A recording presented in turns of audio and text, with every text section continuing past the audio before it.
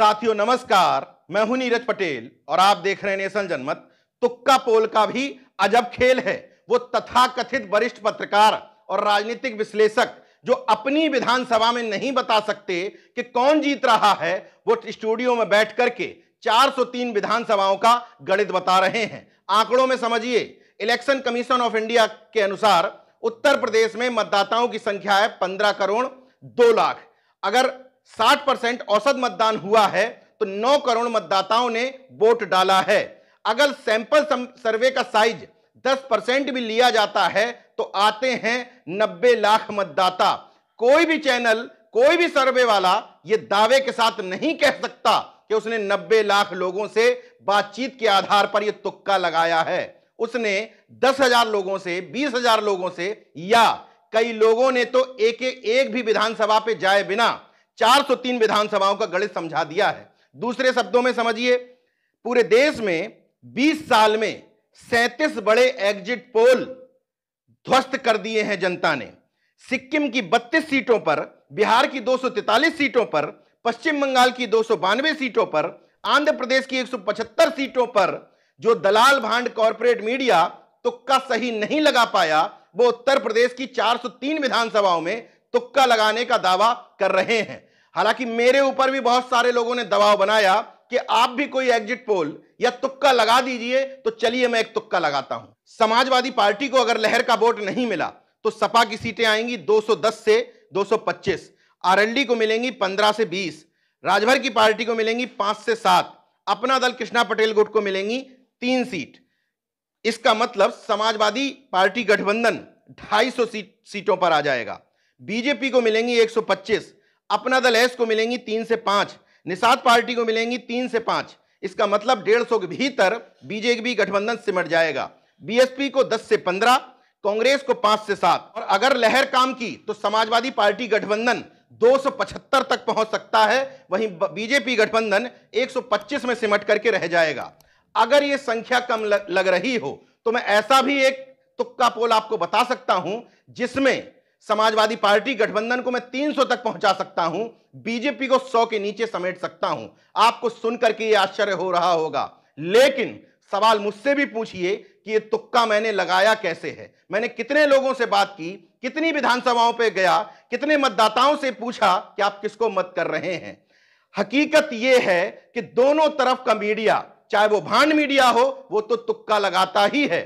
दूसरी तरफ का मीडिया भी तुक्का लगाता है, क्योंकि ये संपूर्ण मतदाता एक बाजार बन चुके हैं। बीजेपी के भक्तों के लिए दलाल और कॉर्पोरेट मीडिया है जो सरकार से करोड़ों रुपए का विज्ञापन लेकर के उनके समर्थकों के हित में दिखाता है कि बीजेपी जीत रही है। उससे 2 या 3 दिन उनकी टीआरपी बढ़ी रहती है। अच्छा, बाद में कोई अकाउंटेबिलिटी तो फिक्स है नहीं कि मान लीजिए जहां एग्जिट पोल फेल हुए तो कोई उनसे पूछने जाए कि पहले तो आप ये दिखा रहे थे। तुरंत रंग बदलता है और उसी हिसाब की डिबेट ये भांड मीडिया करने लगता है। दूसरी तरफ वो मीडिया जो बीजेपी के खिलाफ खड़ा है, वो मुद्दों की बात नहीं करता, वो बीजेपी के खिलाफ हर हाल में लोगों को भड़काने की कोशिश करता है और स्टूडियो में ही बैठ करके ये दावा ठोक देता है कि समाजवादी पार्टी 250 से 300 सीट जीत जाएगी। अपने थंबनेल में बड़ी से बड़ी हेडिंग लगाता है कि समाजवादी पार्टी गठबंधन 300 के पार। उससे होता यह है कि बीजेपी का विरोधी दर्शक उसको मिल जाता है। यह बहुजन बाजार है, वो बीजेपी समर्थकों का बाजार है कुल मिलाकर के बाजार ही। इस बाजार में मुद्दे गौड़ हो जाते हैं।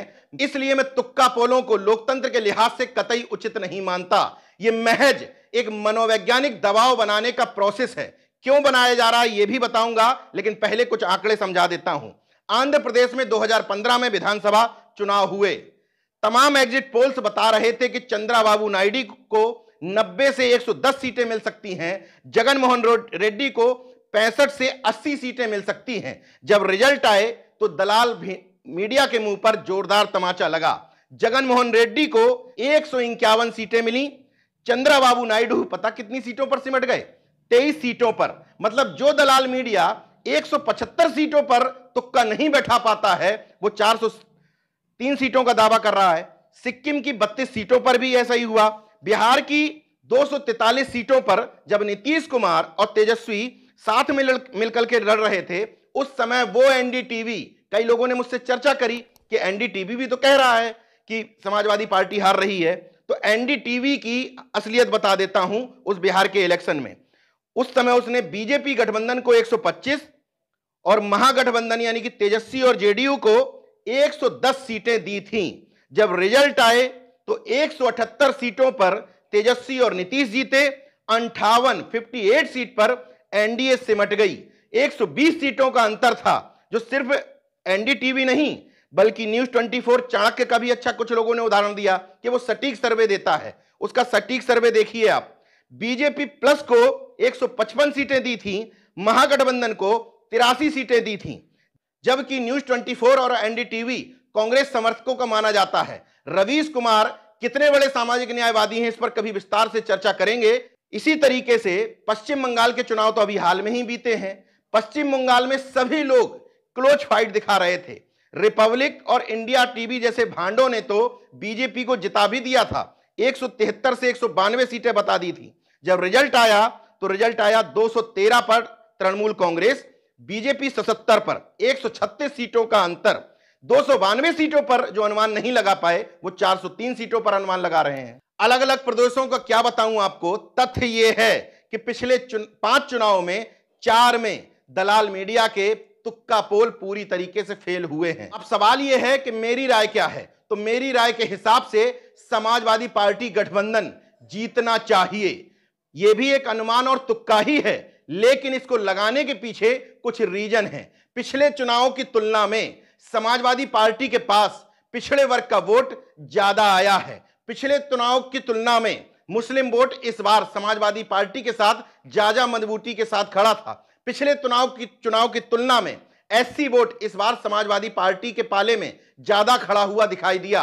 तमाम सारे सामाजिक संगठनों से बातचीत के आधार पर कह रहा हूं कि गांव में रहने वाला जाटव, जिसको यादवों के डंडे का दर्द सता रहा था, उसने भले ही गांव की स्थितियों के आधार पर बहुजन समाज पार्टी को वोट दिया, लेकिन पढ़ा लिखे हुए काफी हद तक तबके ने, सभी ने नहीं, लेकिन डॉक्टर्स, इंजीनियर्स, प्रोफेसर्स जैसे प्रोफेशन में या तमाम सारे सामाजिक संगठनों से जुड़े हुए जाटव समाज के लोगों ने भी समाजवादी पार्टी को वोट दिए हैं। पिछले बार की तुलना में कुर्मी, मौर्य, प्रजापति, विश्वकर्मा, तेली, नाई सभी जातियों ने पिछले बार की तुलना में ज्यादा वोट दिए हैं। पिछले बार की तुलना में इनको ज्यादा टिकट भी दिए गए थे। पिछले बार की तुलना में पासी, धोबी जैसी जातियों ने भी ज्यादा मत दिए हैं। यादव उनके साथ खड़ा ही है। तो ऐसी स्थिति में कैसे संभव है कि जो तुक्के लगाए जा रहे हैं वो बिल्कुल सही साबित होंगे, इस पर मुझे संदेह है। लेकिन नेशनल जनमत तुक्का लगा करके सीटों की संख्या बताने पर यकीन नहीं करता। हालांकि इस तरह की सैद्धांतिक पत्रकारिता से नेशनल जनमत का आर्थिक ढांचा चरमराता है, क्योंकि निष्पक्ष और स्वतंत्र पत्रकार उनको माना जाता है जो आपके फेवर की बात करें। अगर सच्ची बात करेंगे और आपके फेवर में नहीं होगी तो उसको किसी का दलाल और एजेंट बता दिया जाता है। नेशनल जनमत पहले से ही क्लियर कर चुका है कि वो सब्सक्राइबर्स के लिए नहीं बल्कि जनता के पास सही बात पहुंचाने के लिए, मुद्दों की लड़ाई लड़ने के लिए प्रतिबद्ध है। इस संपूर्ण बाजार का आर्थिक मॉडल यह है कि अगर आप भारतीय जनता पार्टी के खिलाफ हैं तो मुंह उठाइए और भारतीय जनता पार्टी को हर बात के लिए जिम्मेदार ठहरा दीजिए। जनता के मन में भय पैदा करिए, उनको बताइए कि किस तरीके से चारों तरफ गड़बड़ी ही गड़बड़ी हो रही है। और अगर आप उसके समर्थन में खड़े हैं तो आप मुंह उठाइए और आप विपक्ष को गाली दीजिए और बताइए कि विपक्ष सब कुछ गलत कर रहा है। समाजवादी पार्टी अध्यक्ष अखिलेश यादव ने जो प्रेस कॉन्फ्रेंस की उसको देख करके घबराइए नहीं, हाथ पैर मत फुलाइए। बनारस समेत जो तमाम जगह से खबरें आ रही हैं ईवीएम पकड़े जाने की, अभी देश में लोकतंत्र इतना भी मरा नहीं है। वो ईवीएम वास्तव में ट्रेनिंग के लिए ही ले जाई जा रही थी, लेकिन इसका मतलब ये नहीं कि आप सतर्कता बंद कर दीजिए। हां, उस प्रेस कॉन्फ्रेंस में अखिलेश यादव ने ब्यूरोक्रेसी पर जो सवाल उठाए वो बिल्कुल ठीक उठाए। वो नाम नहीं ले पाए थे, मैं नाम ले दे रहा हूं।